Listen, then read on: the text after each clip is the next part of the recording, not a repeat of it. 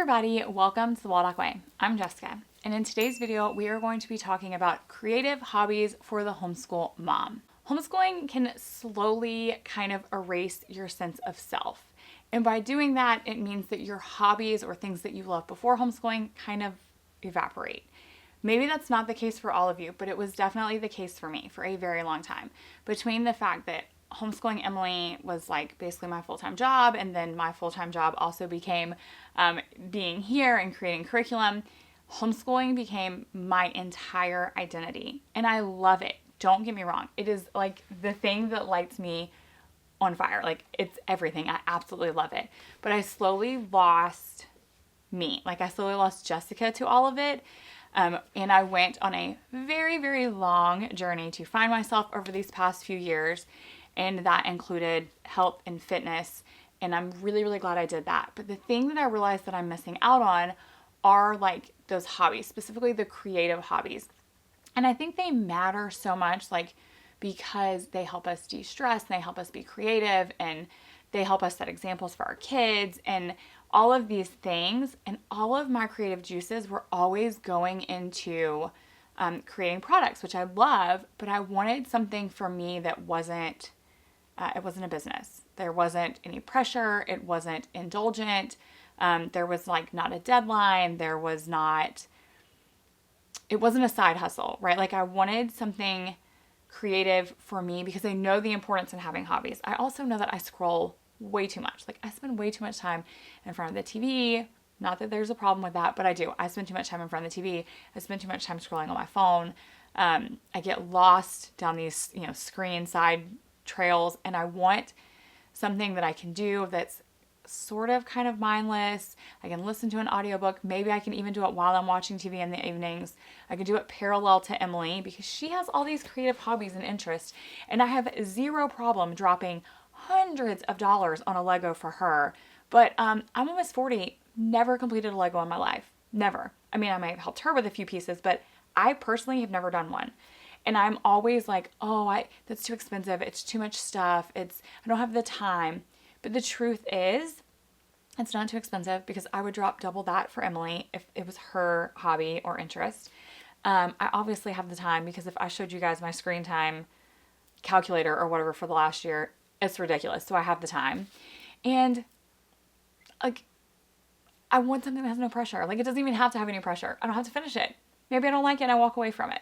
So I decided that is something, it's a journey that we're going to take. I've spent years on my health and fitness journey. So we are now going to go on a creative hobby journey. And I'm bringing you guys along, whether you like it or not. Hopefully you like it. So for Christmas, I asked for basically nothing but hobby kits, beginners, exploring. Like, I have no idea. Once upon a time, like a really, really, really long time ago, I crocheted Emily a baby blanket. Obviously, that was 13 years ago. I'm not even sure I finished it. And I literally know how to do one stitch. Or knew how to do one stitch. Maybe I could do it again. Maybe I couldn't. I don't know.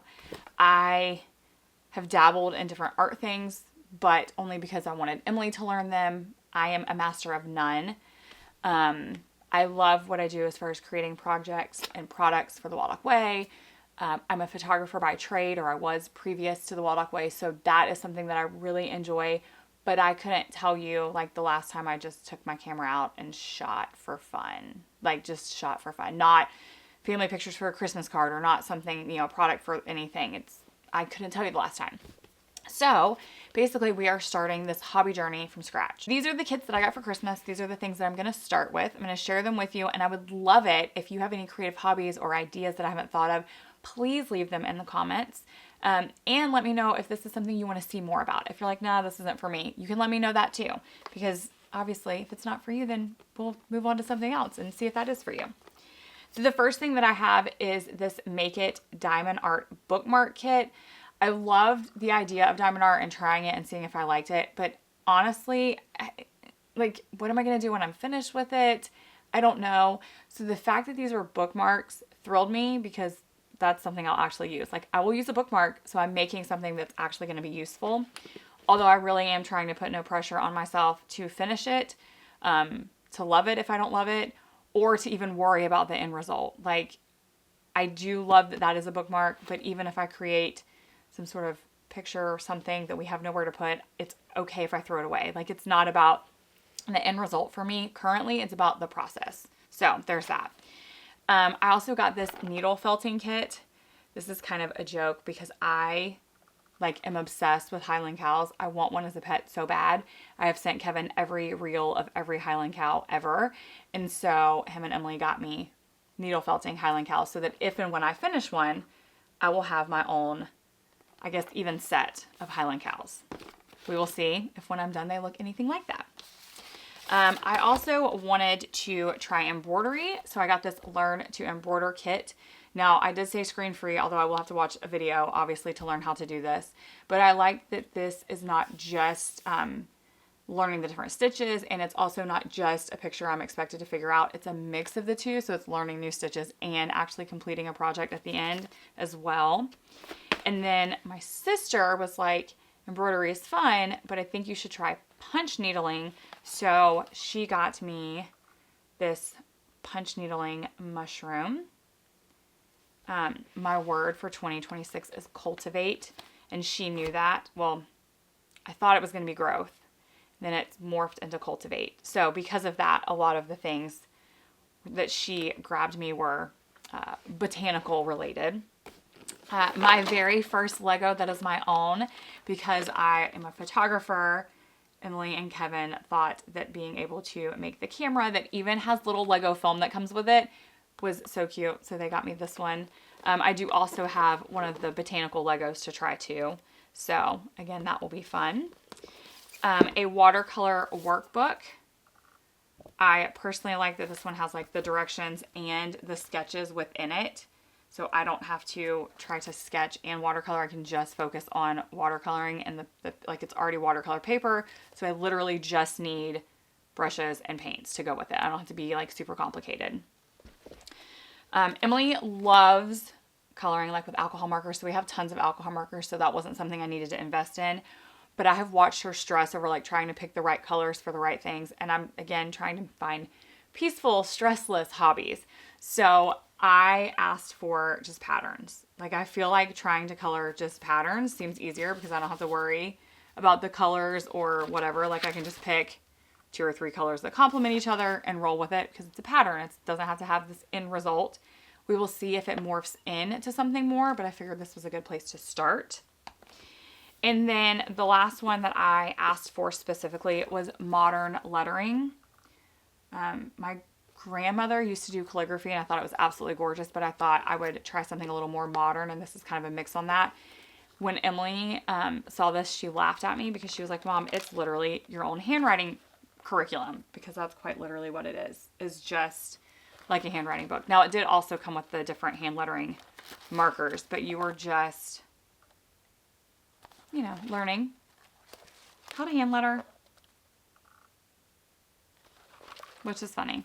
She told me I should have bought that years ago when she was doing handwriting, which actually would have been genius. Like, if you were a homeschool mom and you're like, I don't have time for a hobby of myself, that idea was genius, because Emily struggled so much with handwriting. She hated doing it, that I did sit down next to her and do my own a lot of the times, like my own workbook like hers. This would have been so much smarter because I could have been actually enjoying what I was doing a little bit more and learning something new for me while she was doing her handwriting. So I thought that was actually genius, because that is what we do a lot of the times for me to get anything done. Like, we journal together because if I'm going to journal, she normally will either want to come journal, or I can make it a habit that actually happens by saying that, like, we're going to do it together, right? Because I'm not going to let her not do her handwriting. So if I was to say, okay, every time you do your handwriting, I'm going to pull out this hand lettering book, it would probably actually get done.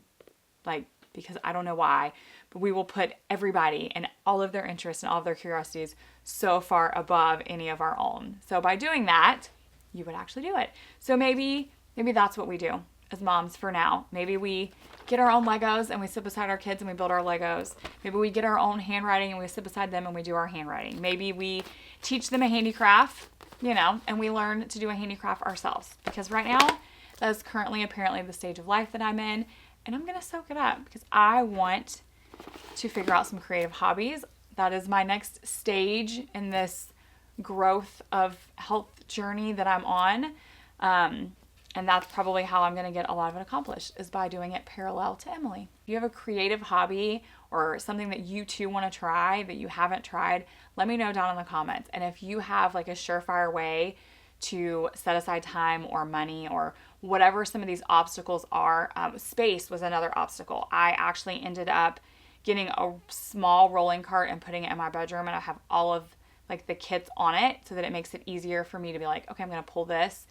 And I also told myself, because I don't need a lot of stuff, that I have to complete and make room on that cart before I can get more kits or more things, because I tend to be somebody who will buy and collect a lot and never actually do finish or accomplish them.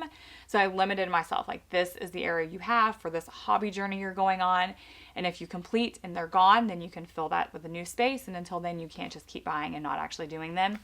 But I had a few people say, well, yeah, I love the idea of creative hobbies, but so many of them require so much stuff, and I don't want the stuff or the space. So if you have solutions to any of that, if you have solutions to the financial investment or the space or the organization, or what creative hobbies are like super interesting or ones that you love, please leave all of that information down in the comments, because I will take all of the help I can get on this journey. And again, if you are interested in seeing more about this, or like the mom side of all of this versus the kid side of it, let me know that as well.